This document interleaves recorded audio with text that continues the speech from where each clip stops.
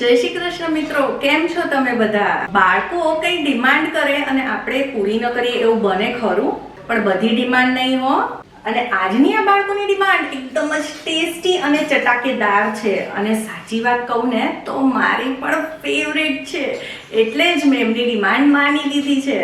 તો ચલો આજે બનાવી લઈએ સ્ટ્રીટ સ્ટાઇલ કે પછી લારી ઉપર મળતા આ એકદમ જ ટેસ્ટી ફ્રાઈડ રાઈસ. અને આની ખાસિયત એ છે કે ખૂબ જ ઓછા મસાલા અને સોસ સાથે આ તૈયાર થઈ જાય છે, અને એમાં છે ભરપૂર શાકભાજીઓ. તો આજની આ રેસીપી ચાલુ કરતા પહેલા તમે હજી સુધી મારી ચેનલને સબસ્ક્રાઇબ ન કરી હોય તો જરૂરથી કરી લેજો. નોટિફિકેશન માટે બેલનું આઇકન જરૂર દબાવજો અને તમારા ફ્રેન્ડ્સ અને ફેમિલીમાં શેર કરજો. તો સૌથી પહેલાં આપણે લઈ લઈશું 2 કપ બાસમતી ચોખા. તો તમે જે પણ બાસમતી ચોખા વાપરતા હોય તે લઈ શકો છો. અને જો ચોખાને પલાળવાથી લઈને બનાવવા સુધીની બધી ટિપ્સ તમે જરૂરથી ફોલો કરજો. તમને થશે કે પલાળવામાં શું નવું હોય વળી. તો આપણે ચોખાને એકદમ જ હળવા હાથે ધોવાના છે, એકદમ મસળીને નથી ધોવાના, જેથી કરીને તે ભાંગશે નહીં ને દાણો આખો જ રહેશે. 2 વખત ધોયા પછી આપણે તેમાં પાણી નાખીને ઢાંકીને અડધો કલાક માટે રાખી દઈશું. પલળવાના લીધે ભાત એકદમ જ સાઈઝમાં મોટા બનશે અને એક સરખા બફાશે પણ ખરા. હવે આ રીતના આપણે તોડીને જોઈએ તો ચોખા એકદમ સરખી રીતે પલળી ગયા છે. હવે ચોખાને બાફવા માટે 3 ગણું પાણી મૂકશું અને જ્યારે ઉકળે તેમાં થોડુંક મીઠું ઉમેરીશું અને 1 ચમચી તેલ નાખીશું અને સાથે જ અડધા લીંબુનો રસ પણ ઉમેરી દઈશું. આ રીતે ચોખા બાફવાથી ચોખા એકદમ જ સરખી રીતે બફાઈ જશે. હવે ચોખામાંનું બધું પાણી કાઢી લીધું છે અને પછી આપણે ચોખાને આમાં નાખી દઈશું અને હવે આને આપણે ઉકળવા દઈશું. હવે આને સતત આ રીતના ચલાવતા રહેવાનું છે, જેથી કરીને ચોખા નીચે ચોંટી ન જાય. અને જો ચોખા પલળેલા હશે તો તેને બનતા પણ વધારે વાર નથી લાગતી. હવે આ રીતના જ્યારે ચોખાનો દાણો એકદમ જ મોટો થઈ જાય, ફૂલાઈ જાય, તો તમે એક વખત ચેક કરો તો તમે જોઈ શકો છો દાણો કેટલો બધો મોટો થઈ ગયો છે, 3 ગણો વધી ગયો છે.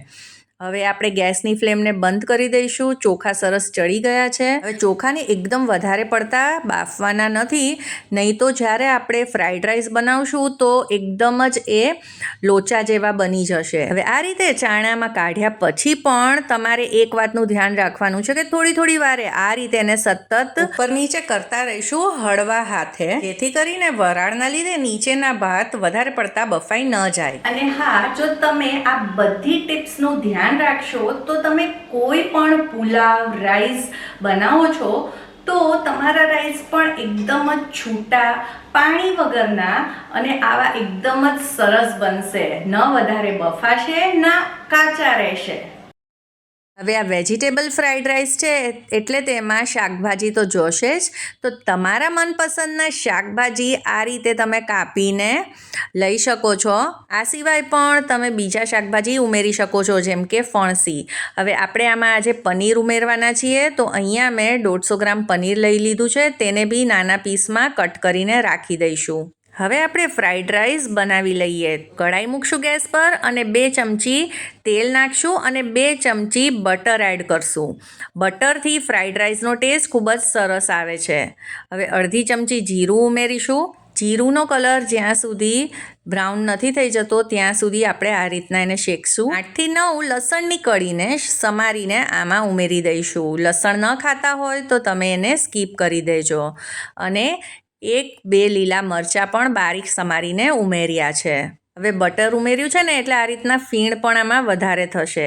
હવે 1 મોટી ડુંગળીને પણ બારીક સુધારીને આમાં નાખી દીધી છે. હવે ડુંગળીને આપણે હલકી ગુલાબી રંગની થાય ત્યાં સુધી સાતળવાની છે. હવે આમાં બધા શાકભાજી જે આપણે કાપીને રાખ્યા છે તે ઉમેરી દઈશું. ગાજર લીધું છે, કોબી લીધેલી છે, કેપ્સિકમ પણ લીધા છે. હવે મેં તમને જેમ કીધું તેમ તમે આ સિવાયના બીજા શાકભાજી પણ ઉમેરી શકો છો. હવે આ બધા શાકભાજીને મિક્સ કરતાં આપણે 1 મિનિટ સાતળવા દઈશું. હવે આ મેં બાફેલા વટાણા છે તે લીધેલા છે અને આ ફ્રોઝન કોર્ન છે. તમે બાફેલા કોર્ન પણ લઈ શકો છો.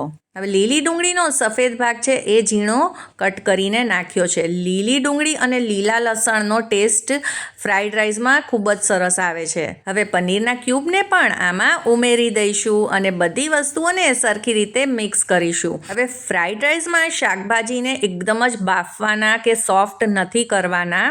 બસ આવી રીતે 1-8 મિનિટ માટે મિક્સ કર્યા પછી આમાં આપણે બીજા સોસ ઉમેરીશું. હવે 1 ચમચી રેડ ચીલી સોસ ઉમેર્યો છે. તમારી પાસે ગ્રીન ચીલી હોય તો તે પણ ઉમેરી શકો છો અને ન હોય તો એના બદલે તમે આમાં લાલ મરચું પણ નાખી શકો છો કાં ચીલી ફ્લેક્સ. હવે 1.5 ચમચી જેટલું મેં આમાં સોયા સોસ ઉમેર્યો છે. સોયા સોસ ઓછો જ મેં નાખ્યો છે. જો તમને તેનો ટેસ્ટ વધારે ગમતો હોય તો 2 થી 3 ચમચી પણ ઉમેરી શકો છો. હવે આ બધી વસ્તુઓને સરખી રીતે મિક્સ કરી લઈશું અને પછી આપણે જે રાઈસ બનાવીને રાખ્યા છે તેને આમાં ઉમેરી દઈશું. તો જોઈ શકો છો ને, દરેક દાણો એકદમ છૂટો છે અને જ્યારે આપણે આ રીતના તેને મિક્સ કરીશું તો પણ આખો જ દાણો રહેશે અને તૂટશે બિલકુલ જ નહીં. હવે ભાત અને શાકભાજી સરખી રીતે મિક્સ થઈ ગયા છે તો બસ હવે આમાં આપણે નાખવાનું છે થોડુંક મીઠું.